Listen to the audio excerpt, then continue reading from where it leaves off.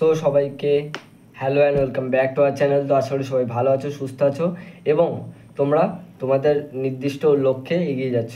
তো দেখো, এই মুহূর্তে দাঁড়িয়ে তোমাদের একটাই বাধা বা একটাই বিপদ যেটা আসছে, সেটা হচ্ছে তোমাদের ওবিসি কেস। তো এই ওবিসি কেসের জন্য অনেকেই দেখা যেতে পারে যে তোমাদের ওবিসি কার্ড বাতিল হয়ে যেতে পারে। বাট আমি আশা করব যারা ওবিসি ক্যান্ডিডেট আছো, যারা পরীক্ষার্থী আছো, তাদের আশা করা যায় কোনো ক্যান্সেল হওয়ার কোনো চান্স নেই। কারণ তারা নিজস্ব বা নির্দিষ্ট একটা ভ্যালিডিটির ওপর ভিত্তি করে তারা এই ওবিসি কার্ড করতে পেরেছো এবং তারা সঠিকভাবে পরীক্ষা দিয়েছো। তো তোমাদের দেখো, এই যে ওবিসি কার্ড আমি যে বলছি ক্যান্সেল হবে, তো এই ধরনের কথাবার্তা প্রচুর ইউটিউবে অ্যাভেলেবেল আছে, বিভিন্ন জায়গাতে বলছে ওবিসি কার্ড ক্যান্সেল হবে। তো আদৌ এত কিছু যে তোমাদের এই ছোট্ট একটা কথাকে এত একটা বড় ফুলিয়ে বলছে যে সব বাতিল হয়ে যাবে, তো এইসব কিছুই না।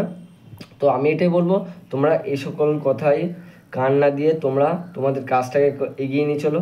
তো তোমাদের কাজটা এখন কি? তোমাদের কাজটা আমি যেটা বলেছিলাম সেটা আশা করি মনে আছে। তোমাদের বলেছিলাম তোমরা এখন তোমাদের ইউটিউব বলো, বিভিন্ন প্ল্যাটফর্ম বা বিভিন্ন সিনিয়র্স যাদের কাছ থেকে তোমরা সাজেশান নাও কোন কলেজটা ভালো। তো দেখো, তুমি কলেজগুলোকে দেখো, অ্যানালাইসিস করো কোনটা তোমার কাছে ভালো লাগছে, তোমার কোনটাতে যাতায়াত সুবিধা, তার পাশাপাশি কোনটাতে তোমার পড়াশুনো ভালো হয়, তার পাশাপাশি প্লেসমেন্ট দেখো, এবং তার সাথে সাথে কোন ডিপার্টমেন্টে তুমি অ্যাজ এ ভবিষ্যতে ক্যারিয়ার করতে চাইছো, কোন ডিপার্টমেন্টটা নিয়ে এগিয়ে গিয়ে, এটা হচ্ছে তোমাদের এখন কাজ। তো এগোতো অবস্থায় তোমরা যে দেখতে পাচ্ছ এই সমস্যা হচ্ছে, তো এইগুলো আর খুব একটা বেশি দিন আশা করা যায় থাকবে না, কারণ তোমাদের অনেকটাই সময় ধৈর্য ধরে বসে থাকতে হচ্ছে। তো দেখো, আমি একটা জিনিস বলে দিই, তোমাদের দেখো পরীক্ষা কত তারিখ হয়েছিল আমি একবার রিমাইন্ড করে দিই। তোমাদের যে ডেটটা, একটা আমি যে ডেটটা আমার কাছে যে শিডিউলটা যেটার উপরে বেস করে পুরো সব কিছু হয়ে যায়। তো তোমাদের এক্সামের ডেটই ছিল 27 এপ্রিল 2025 এক্সাম হয়েছিল। তারপরে হচ্ছে প্রফেশনাল হচ্ছে অ্যান্সার কি তোমাদের দিয়েছিল 9 মেতে এবং সেটা শেষ হয়ে গিয়েছিলো 11 মে। তো এই দিয়েছিল। এরপরে তোমাদের ওএমআর শিটের যে রিলিজ ডেট, ওএমআর শিট দিয়েছিল যে 24 মে। তো সেটা ওএমআর শিটটা 24 মে দিয়েছিল, একদম টাইম ঠিক আছে। এরপরে ডব্লিউবিজির রেজাল্ট 2025, যেটা ছিল কি 22 জুন 2025, এটা এক্সপেক্টেড।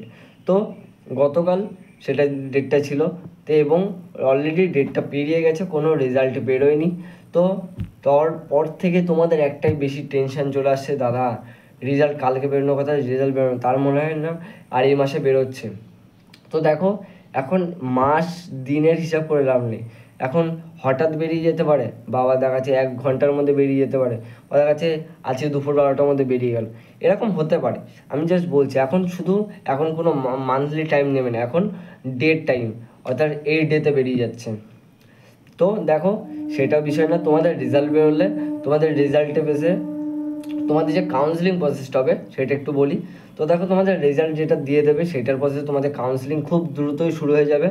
আশা করি তোমাদের পরীক্ষা, যারা কলেজে ভর্তি হবে তাদের মোটামুটি পরের মাসের ফেব্রুয়ারি মাসে পরীক্ষা হবে, এটা মাথায় রেখে দিও।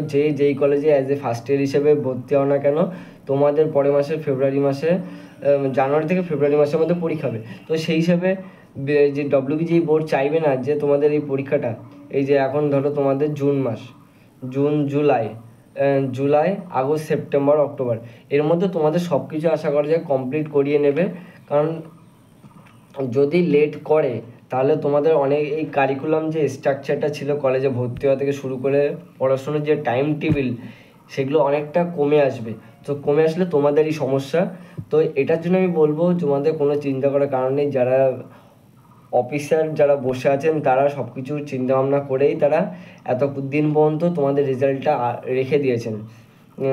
সো এতটুকুই বলবো, তোমাদের চিন্তার কোনো কারণ নেই। তোমাদের রেজাল্ট দেখো এই 2-1 দিনের মধ্যে খুব তাড়াতাড়ি বেরোতে চলেছে, কারণ যেহেতু 22 জুন এক্সপেকটেশান ছিল, কোনো তার কোনো রেজাল্ট ফলাফল আসেনি। তো আশা করা যায় খুব তাড়াতাড়ি বেরোবে, এটাই আমি বলবো। আর তোমরা তার সাথে সাথে তোমাদের কাউন্সিলিংয়ের তোমরা কলেজগুলো সাজাও আগে ভালো করে, কলেজ সাজাও বা এগুলো চেক করো ভালো করে, যাতে তোমাদের কোনো পরবর্তীকালে যখন দেখো তোমাদের কম সময়ের মধ্যে first round, second round, mop up round সব কিছু কাউন্সিলিং হবে, তো যাতে কোনো অসুবিধা নেই, এটাই বলার ছিল। তো তো আজকের ভিডিওটা এতটুকুই তোমাদের জন্য আনলাম। ভিডিওটা কেমন লাগলো অবশ্যই জানো, লাইক শেয়ার কমেন্ট করতে ভুলো না, এবং চ্যানেলটা বেশি করে সাবস্ক্রাইব করে দেবে যাতে বন্ধুদের কাছে বেশি করে চলে যায়, এবং বন্ধুদেরকে বলো বেশি করে চ্যানেলটা সাবস্ক্রাইব করে রাখতে যাতে দ্রুত নোটিফিকেশনটা তোমাদের কাছে পৌঁছায়, তোমার বন্ধুদের কাছে পৌঁছায়, তারা উপকৃত হয়। তো আজকের মতো টাটা, দেখা হচ্ছে নেক্সট আবার নতুন ভিডিওতে। তো চলো দেখা হচ্ছে নেক্সট আবার নতুন টাইম।